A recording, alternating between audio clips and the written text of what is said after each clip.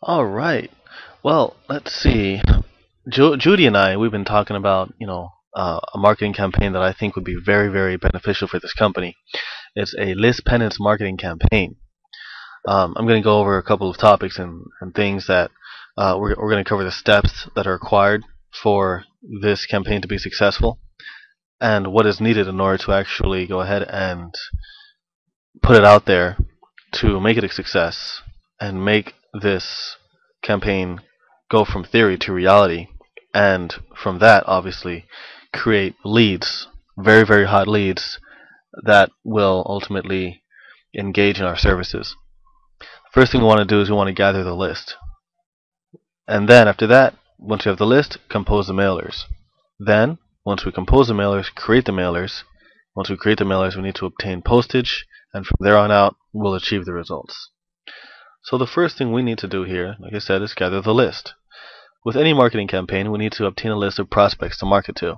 Now, for Miami-Dade County, I have found a way to actually go ahead and retrieve the most up-to-date list pendants files of individuals and families facing foreclosure. The cost is about $5 for every 20 units. Each unit represents a search that will enable us to find the list pendants in that database. The most recent that we can get is about 3 days back. So let's say today is the 20th of September. The most recent list pendants files that we can get will be back in the 17th of September. Okay, that is, already it's extremely, extremely up to date. Now, the way that we would do this is we would actually go into the Miami-Dade Clerk of Courts website. We would sign up for a premium account, and then we would take it from there.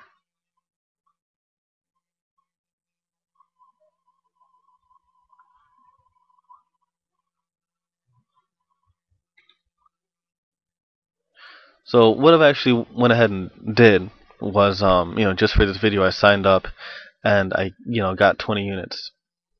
So I was actually able to go in here and do a search for the list pendants between the days of, the 21st. For the 21st of September, I did the search, and I got a lot of results. I mean, hundreds of results. But I just want to go ahead and go through this one example here. As you can see, the list is endless. It's really a shame, but all of these are on the 21st, and every single number represents a different case, different person that's going into foreclosure. See, these here have been updated. See, the way that it works is first they record the document, and then a couple of days after that, they actually update it with information here. Like, for example, this one is between Wells Fargo Bank and Miguel Rivas. But I decided to just go to a case that was a little bit more recent, on the 21st, down here. And what I did is I went ahead and I clicked on, for example, this file. Click on that. And then it'll bring up another page that'll give us some more information about that case.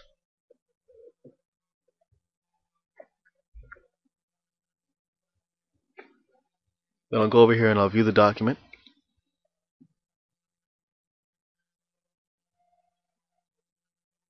Okay, then as we can see, we've got the case number here. We've got the information of the plaintiff, which is Bank of America, and we've got the defendants right here. And we've got the date that it was filed, which was on the 21st, September 2010. We've got the legal description there. And a really good way to actually go ahead and find the address to these people is to actually look for the mortgage. And it tells you right here that the mortgage was recorded in official records book 25833 at page 3533. It says the following property has a legal description, but we're not really interested in that. What we're interested in is actually the address, because we want to mail this out to an address. So what I did is I went over here to the Miami-Dade Clerk of Courts Recorded Documents website, and I went ahead and I entered in the actual the reference numbers.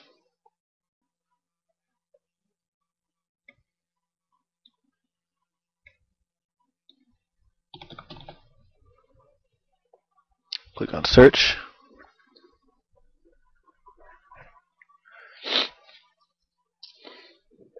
Okay, now we've got information on Noel Nunez. We'll click on one of these mortgages. It's pretty much the same document, really. Click on the number here. It's filed back in 2007. Then we go ahead and click on View Document.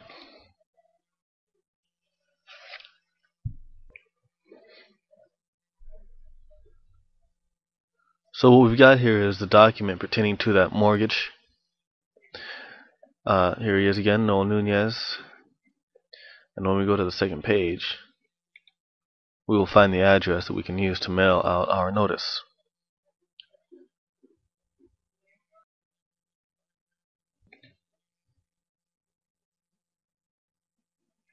Alright, so as we can see here, the address is 3880 West 8th Way, Unit 41, Hialeah, Florida. Zip code is 33012-8205.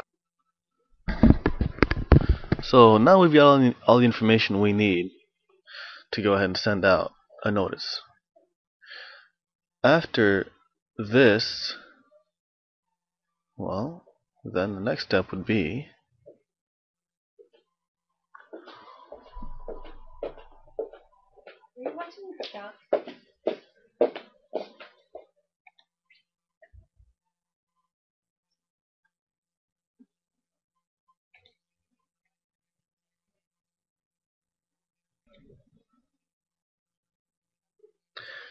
we can pretty much do the same thing for Broward County. It's really the same process, but the cost is a little bit more expensive. It's $1 per search.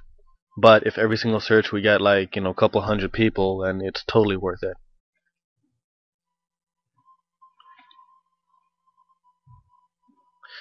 So the next step would be to compose the mailers. Once the list is obtained, each file must be manually examined in order to use the data provided to retrieve the mailing address of each prospect. After this data has been retrieved, it must be linked with the mailer template in order to create a mail merge for the printer. So once we actually go in and we find this information, just by looking at it, we've got to manually type into a database.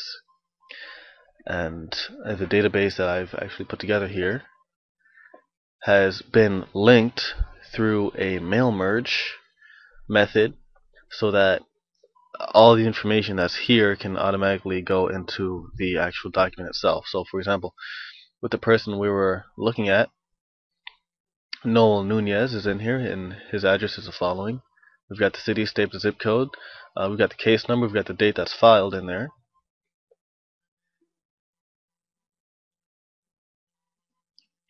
We've got the defendant information and the plaintiff information. So what I've actually been able to do was put this into the mailer document itself. And this is the document. Official notice of Lis Pendens. According to Miami-Dade County Public Records, a lawsuit has been filed to begin foreclosure proceedings on the property indicated by the lender in said action.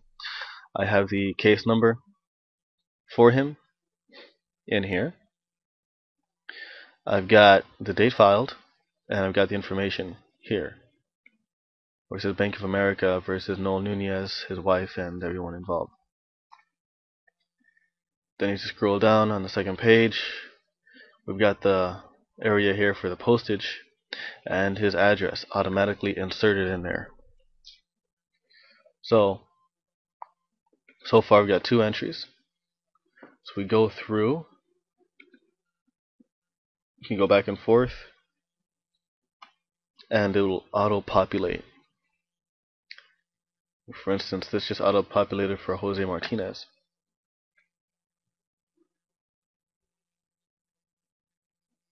And his information is in here as well.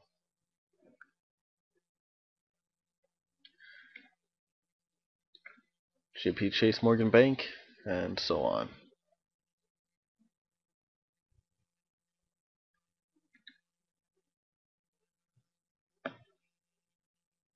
I intend this to be just one sheet of paper, not 2, but one sheet printed on the front and the back.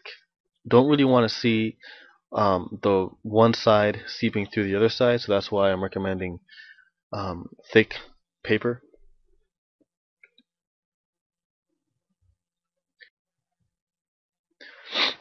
Now, I'm sure that you're very familiar with like with pay stubs.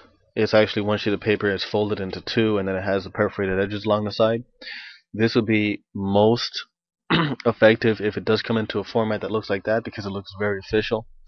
I've actually been able to retrieve a quote from an outsourcing company that will be able to create 1,000 pieces of mail where the items will be printed, labeled with addresses, folded, and already perforated, sealed, where the client would have to tear along the edges and open out our very official looking notice to be greeted with our extremely important call to action. The cost would be $750 for 1,000 pieces of mail, not including the postage. Um, I have also thought of another thing, to achieve a healthy quota of mail sent out on a continual basis. A quality laser jet printer is also necessary. I recommend getting a Xerox Work Center. You can find anyone that's used or new models online anywhere from $600 to $1,800. Now, in order to obtain the postage, you can actually get some a bulk postage rate or an image that can be attached to the mailer itself. That way, we don't have to actually take stamps out, rip it out, and then post it onto the mailer. Um, the we can retrieve a discounted rate of postage throughout the year as the campaign progresses. In order to do that, someone will have to go down to the main post office in order to set up an account. It is about $185 to set up and $185 a year to keep the account open. So it's $370 to start it up plus the postage.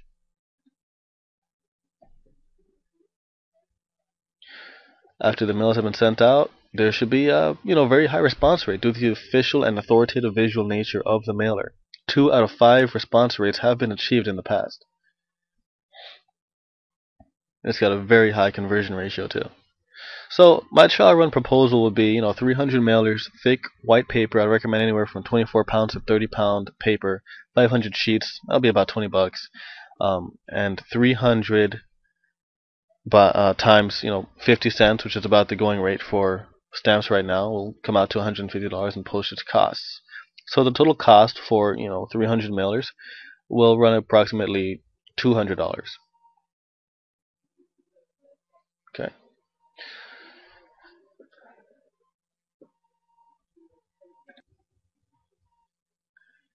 Here are some examples of the paper.